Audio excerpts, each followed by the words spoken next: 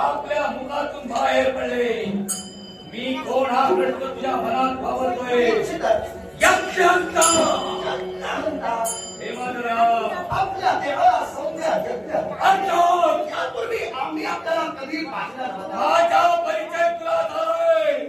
मार्गातून बाजूला हो. एकदाही व्यक्त कुठं मला जवळ बोलवत आहे. माझ्या आश्रमात संशय आपली पावला पाहिजे. अर्थात माझी मुलगी मला जशी आहे माझ्या देहाला सौम्य मी आपल्याला थापिवयाच्या मुळाशी कारण आहे. या यज्ञवेदी या यज्ञवेदी इथपर्यंत पडली. एवढंच नव्हे तर माझ्या यज्ञाचा करण्यासाठी एक पाऊल तुम्ही पुढे टाकतात. तुमच्या बुद्धीवरती जाणीव मला झाली. तुझ्याच यज्ञाची आहे तर या विश्वाच्या ठिकाणी भेटत असणारा अग्नी या विधानासाठी हा यज्ञ अंतर्गत ठरतो. स्वतःच्या जीवनाचा स्वार्थ एकच आहे. जगाची तृप्त करू दिसणारा पेट अग्नी हा पश्चात्तानी पडावं आणि स्वतः शांत व्हावं. मला इतर कार्य नाही. पेटलेला अग्नी स्वतःच्या उदरात घ्यावा. त्याच्या यज्ञाचा कुठेतरी विमोच करावा. खऱ्या अर्थानं हे यज्ञ मनातली शर्मावी ब्राह्मण कर्तव्याच्या मुळाशी कारण आहे. कारण कोणतं तर ब्रह्मकुलोत्पन्न ब्राह्मणाला धर्मशास्त्रानुसार जी ब्रह्म कर्मे देवतांनी आखून दिली त्या ब्रह्म कर्मानुसार चाललं हे ब्रह्मकुलोत्पन्न ब्राह्मणाला ब्राह्मण म्हणून दिसत आहे.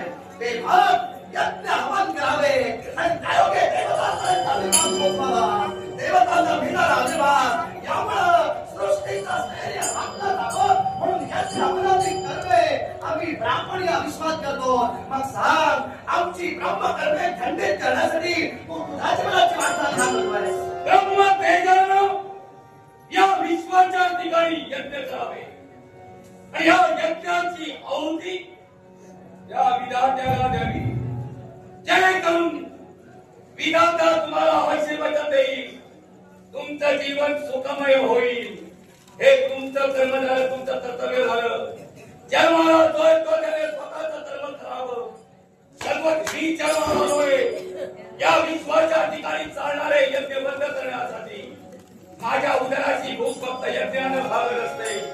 तुमच्यासारख्या माणसांनी यज्ञ करावे आणि या यज्ञाचा अभिमान माझ्यासारख्या त्या पापपुरुषानं करावा. अर्थात त्या विश्वाचं समस्येचं पाप तुझ्या समोर वळे ते तुझ्या जीवनाला त्रास नये असं तुला वाटत असेल. या क्षणाला या स्थानाचा त्याग कर. हे 3 अग्नी प्रज्वलित राहील. हे 3 यज्ञ कबरत नाही. अर्थात हे 3 यज्ञ तू सुरू ठेव. एवढे सुरू आहे की याच्यापेक्षा अन्य आहे. या क्षणाला तरी 3 यज्ञवेदी खराब भेट देत आहे. आणि त्याच यज्ञवेदीच्या ठिकाणी तू आहुती देण्यासाठी तत्पर करतोय.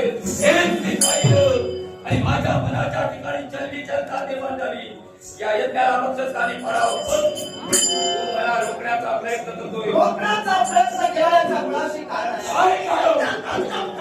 बाहेर पडले की हा अग्नी भक्षण करून मी माझा उदरभरण करतोय. पण उदरभरण करणं हा सुद्धा या विश्वात एक यज्ञच आहे.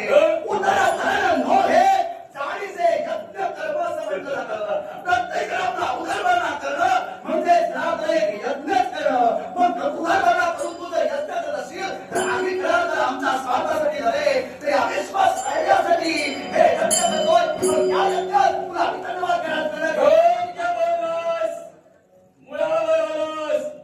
मी सुद्धा एक यज्ञ करतोय आणि तो चक्राग्नी. या चक्राचा अग्नी प्रज्वलित करून माझा वेळ शांत करणारा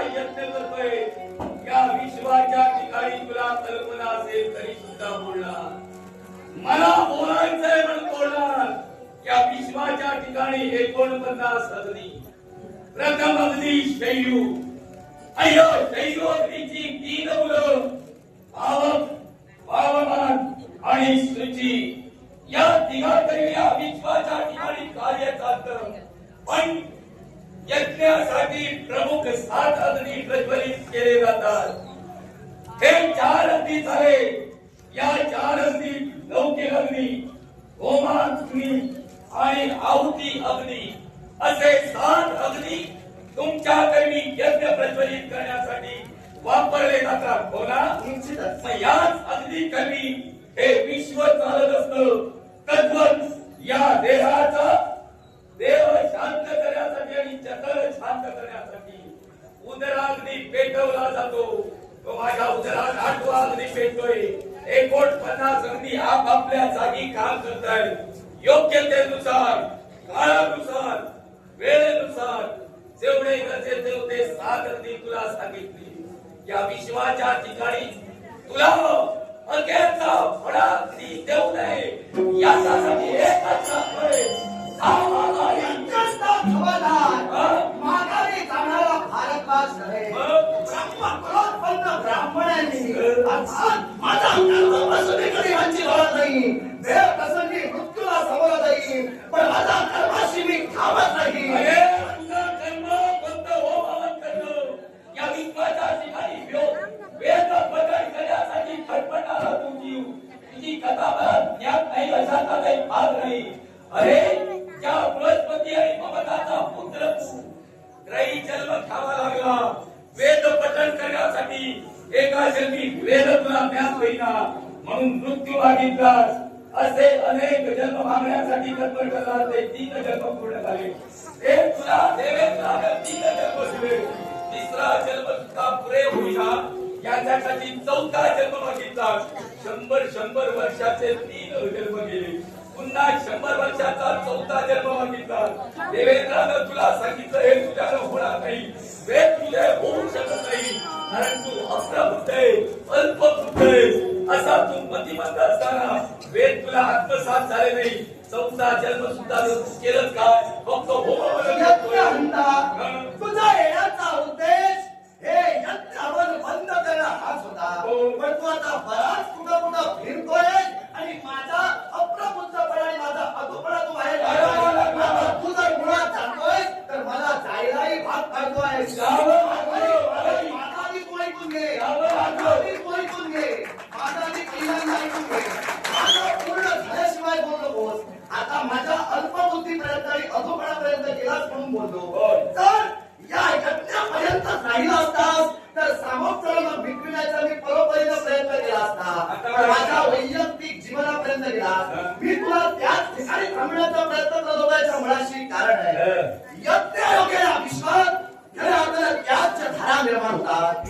यज्ञयोगे विश्वास पवित्र अशा लहरी निर्माण होतात आणि या पवित्र लहरी योगे या विश्वाचा स्थैर्य आणि विश्वाचा संतुलन अबाधिअबाध राहत असतं.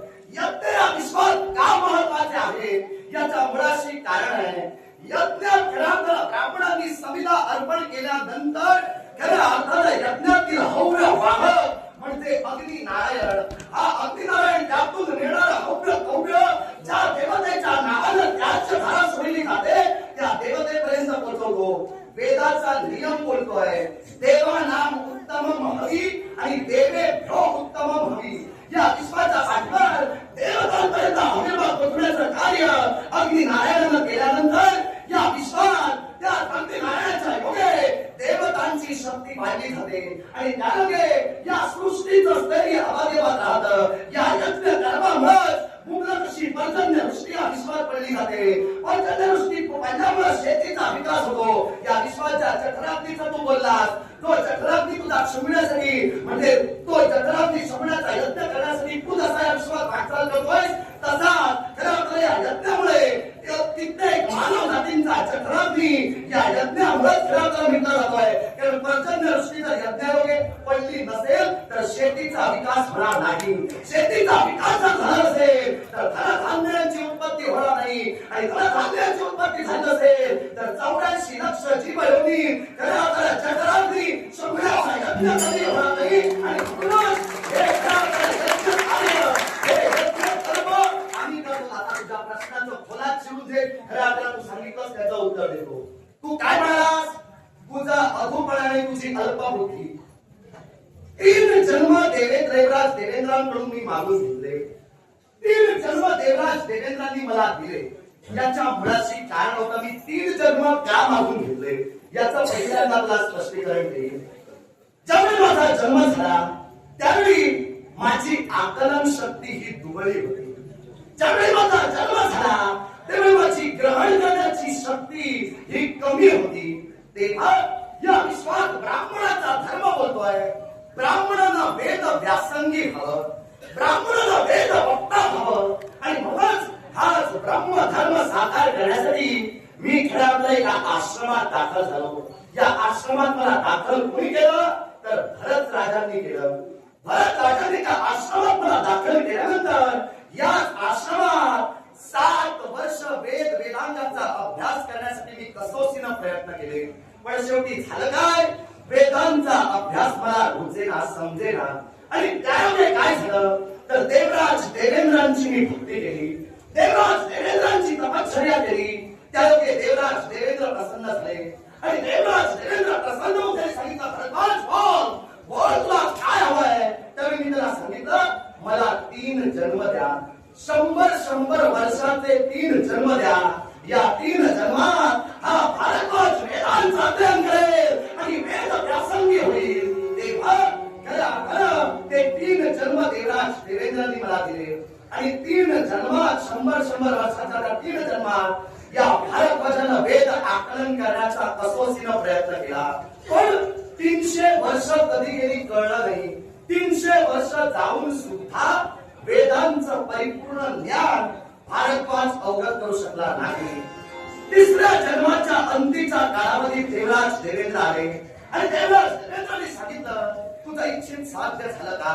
त्यायोगे देवराज देवेंद्रांनी काय केलं तर भूमातेवर असणारी माती, ही माती आपल्या हातात उचलली आणि ती माती भूमातेवर फेकली.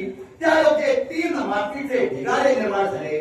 त्यातील एका ढिगाऱ्यात माती उचलली आणि सांगितलं, भारद्वाज या मातीचा एक कण म्हणजे एक वेद आहे. तेव्हा माझ्या हातात जेवढी माती आली तेवढाच तुला वेदांचा अभ्यास पूर्ण झालेला आहे.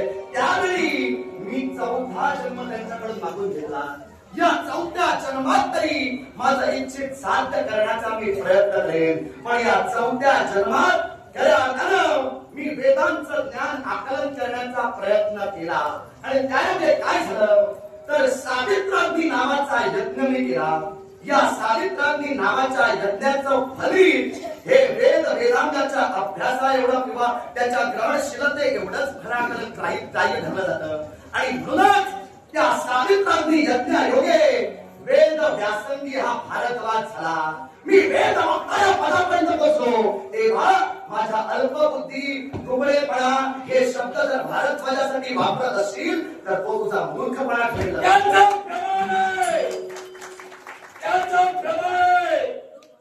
मूर्खत्वाचं जीवन आमचं केव्हाही नाही. आम्ही जे भाष्य करतो ते सत्य भाष्य करतो. याच्या मुळाची कारणे तू अल्पबुद्धी असल्या कारणानं तुझ्यावर तुझ्या बापानं संस्कार केले नाही, तुझ्या मातेनं संस्कार केले. बृहस्पती आणि भवंता ही तुझी माता पिता झाली, होय ना? मग होतच का? हा तुझा नात्यानं काका पण तरी सुद्धा बाप लागतो. आता या प्रसंगात मी जात नाही, कारण तू म्हणालास वेद शिकलायस, या वेदावर ताशेरे ओढल्यासारखं होईल. आणि म्हणून या तत्वानं एकच सांगू इच्छितो, ज्याने तुला जन्म घातला ते स्वतःच्या भावाकडे म्हणजे बृहस्पती स्वतःच्या भावाकडे देण्यासाठी तत्पर झाला. मग त्यानं सुद्धा तुला स्वीकार केला नाही. तुला वाऱ्यावर सोडण्यासाठी हे त्रैवर्ग तत्पर झाले. नकळत भरत राजाजवळ तुला सोडण्यात आलं आणि म्हणूनच त्यानं तुझ्यावर संस्कार व्हावे म्हणून वेद पठण करण्यासाठी पाठविलं. वेदांचं ज्ञान तुला 4ही जन्मात शक्य झालं नाही. फक्त तुला शक्य झालं ते काय यज्ञ कर्म शक्य झालं आणि यज्ञ कर्म ब्राह्मण शक्य झालं. इंद्रानं स्वतःच्या लज्जेसाठी तुला जे वरदान दिलं ते वरदान परिपूर्ण करण्यासाठी हे तुला करून दिलं. 4थ्या जन्माच्या ठिकाणी तू विवाह केला, तुला पुत्र झाला. कोणी असाच अट्टहासी म्हणून तो मारला गेला. तर त्याच परिस्थितीनं अट्टहासानं तू मारला जाऊ नये एवढं लक्षात ठेव. मी ब्रह्म कुलोत्पन्न ब्राह्मण आहे. त्या प्रसंगी मारला गेलो तरी चालेल, पण मी माझा कर्मापासून वंचित होणार नाही. तू माझे यज्ञ हे मोठे करण्यासाठी पर्यंत आलास, पण या यज्ञांचा मला स्वाभिमान आहे. या यज्ञामध्ये माझं अस्तित्व आविष्कार निर्माण झालेला आहे. ऋग्वेद जो कर्माशी निगडीत आहे, या ऋग्वेदाच्या 6व्या मंडलात या भारद्वाज ऋषींनी अनेक ऋचा निर्मिल्या आहेत. या ऋचा का निर्मिल्या याच्या मुळाशी सुद्धा सखोल कारण आहे. काय सांगतोय ते नीट ऐकून ठेव. हे यज्ञ आमदार ज्यावेळी भगवान गणेशांना 6वं वर्ष लागलं, भगवान गणेश ज्यावेळी 6 वर्षाचे झाले, त्यावेळी विश्वकर्मा देव हे भगवान गणेशांपर्यंत आले. भगवान गणेशापर्यंत येऊन ते त्यांना नमस्कार करून म्हणाले, हे शिव शंभू महादेवाच्या पुत्रा, तुझा तेज काढल्यानंतर मी भारावून गेलोय. तेव्हा मला तुला काहीतरी देण्याची इच्छा आहे. तेव्हा हे विश्वकर्मा देव त्या भगवान गणेशांना 4 आयुध देऊन मोकळे झाले. त्यावेळी गणेश उतरले, ही 4 आयुध तुम्हाला देतोयस, अर्थात ही 4 आयुध नेमकी आहेत तरी कोणती? माझ्याकडे 4 आयुध देण्याचा नेमका तुमचा उद्देश काय?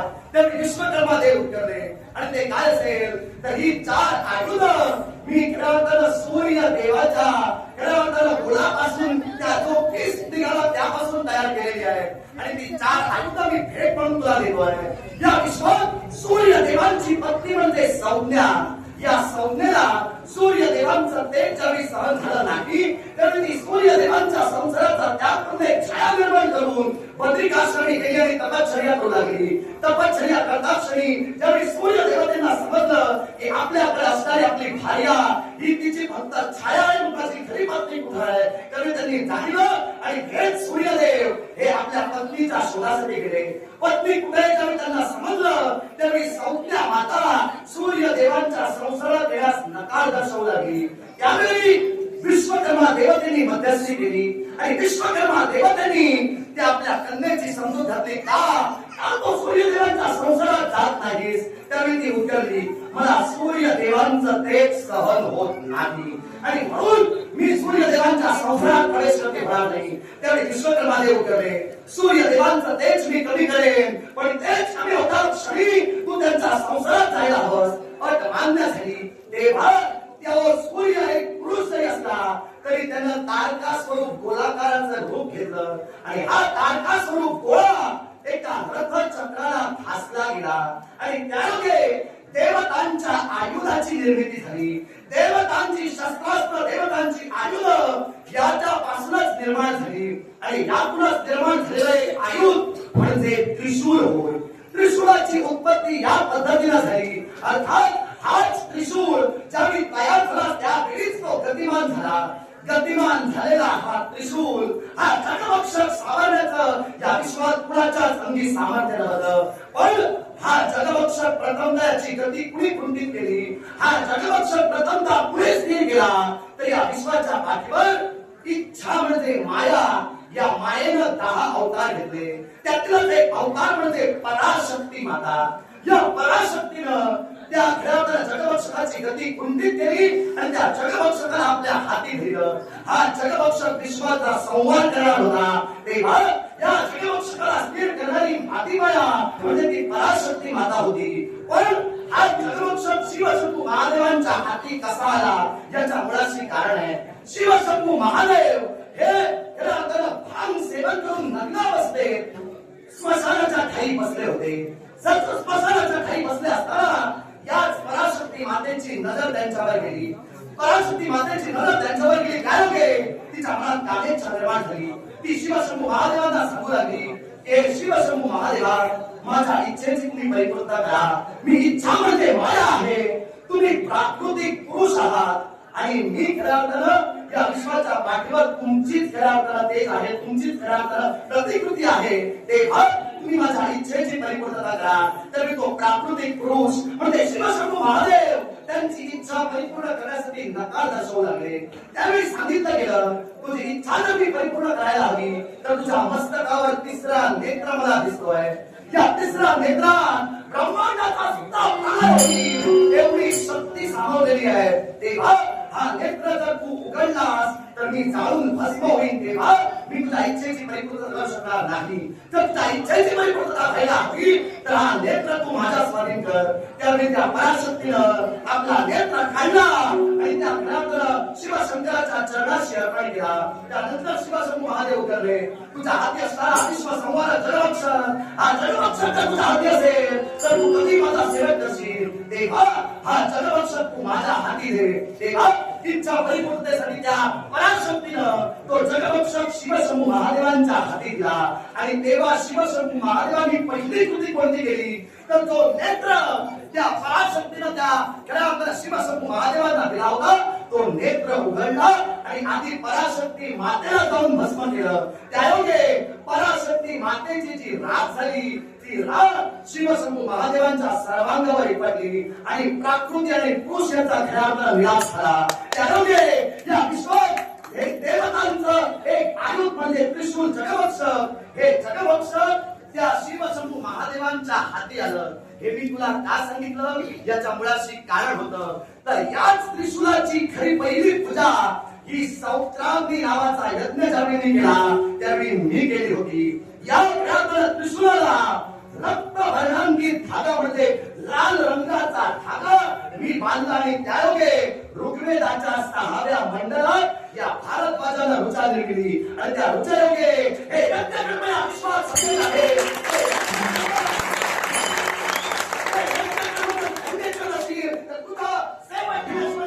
उत्तम असा संवाद केलास याच्याबद्दल तुला त्रिवार धन्यवाद देतोय. त्रिशूलाचं का होईना मला तू समर्पण असं ज्ञान दिलं. कदाचित ते मला नसेल असं तुला वाटतं. असं मी म्हटलेलं नाही, म्हणणार नाही याची मला खात्री आहे.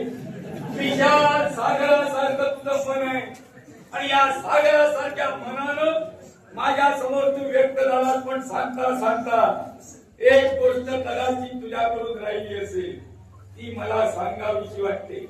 ज्ञानाबद्दल मी कधी कुणाच्या अवहेलना करत नाही, हेटाळणी करत नाही. तुझा गौरव हा सदैवच मी करेन.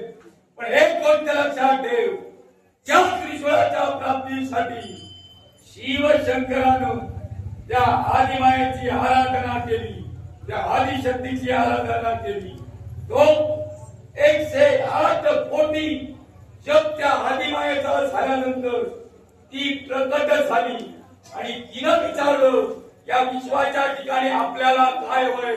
त्यावेळी शिवशंकराच्या मुखातून शब्द आहे पडते, या विश्वाच्या ठिकाणी अद्वितीय अशी गोष्ट निर्माण करा जेणेकरून या विश्वाचा प्रलय त्यात सामावलेला असेल. आणि हे कुणालाही शक्य नाही, फक्त तेजाला शक्य होतं. त्यात तेजाला विभक्त करण्यासाठी विश्वकर्मा तत्पर ठरला. विभक्त झाल्यानंतर स्वतःहून एक शस्त्र निर्माण झालं. त्यांना 3 पाती होती आणि ती धारदार 3 पाती समोरच्या दिशेनं मागच्या दिशेनं एक तीव्र टोक होतं. हे वायुवेगानं जाऊ लागलं. विश्वाचा प्रलय होणार, स्थिरावण्याचं सामर्थ्य फक्त आदिपुरुषात होतं.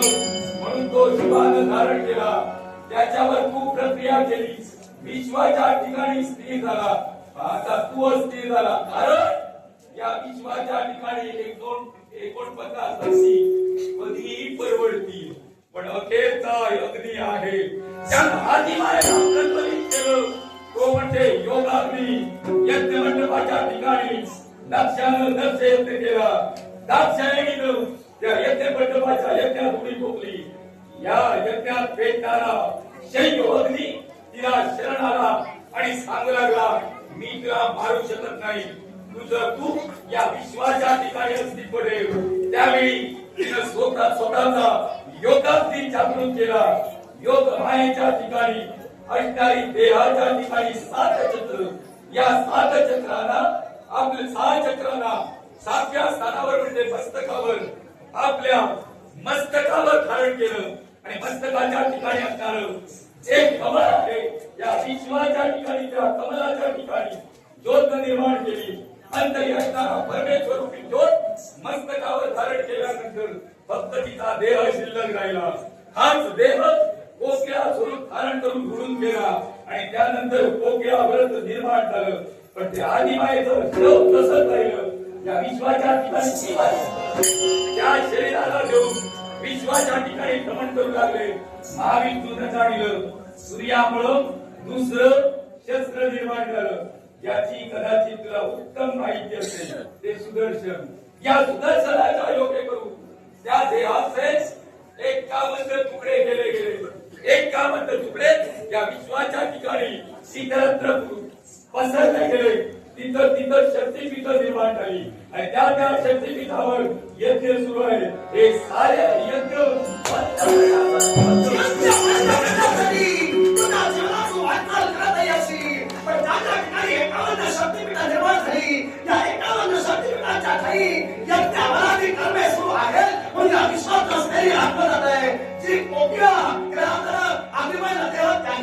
बाहेर निघाली ते कोकिला या विश्वाची स्त्री अर्चना रांडे तिच्या हातातला हिरवा चुडा हा सदैव आद्यमान राहतो.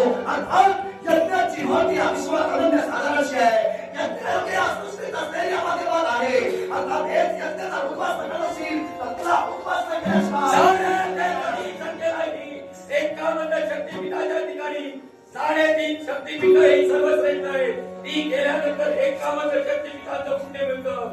कोल्हापूरची महालक्ष्मी सप्तशृंगी आणि या विश्वाच्या ठिकाणी असणाऱ्या इतर शक्तीपीठाच्या योगेकरवी सप्तशृंगीच्या योगेकरवी या विश्वावर परशुरामाच्या चरणाला स्पर्श केल्यानंतर रेणुकेचं दर्शन घेतल्यानंतर या विश्वात प्रत्येक गणपतीचं पावन होतोय. अर्थात या पावन तीर्थाच्या ठिकाणी असणारे यज्ञ ही वंशस्थाने पाडणार. तुझी काय कथा माझ्या शरीराचे नाश होतील. तुला सुद्धा तेच करावं लागेल.